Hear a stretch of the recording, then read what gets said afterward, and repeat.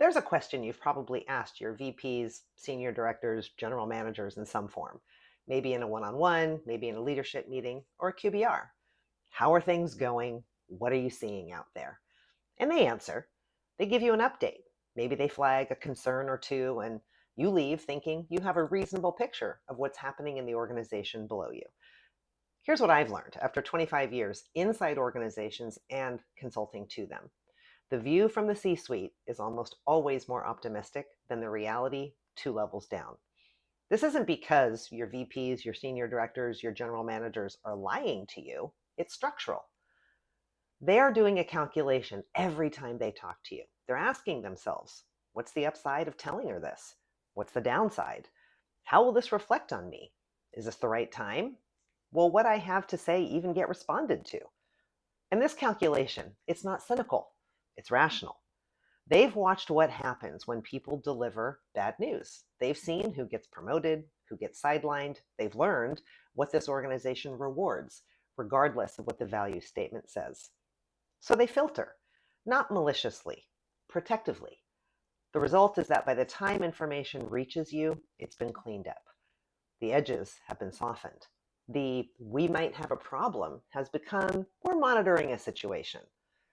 And here's the cost.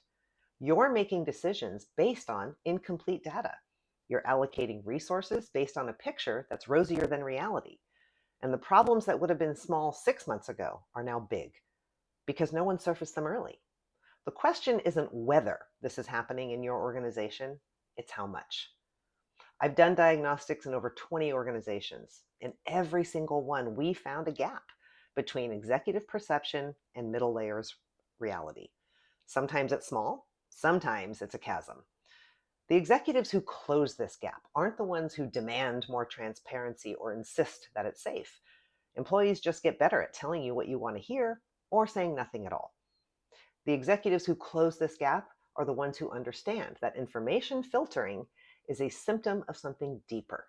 Belief systems about what is safe and what is risky in your organization, or what is futile. If you want to know how big this gap might be in your organization, I built a 15-question diagnostic. It takes about 4 minutes to complete. It measures execution risk across 5 categories, including information flow. It won't tell you everything, but it will tell you whether this is worth investigating.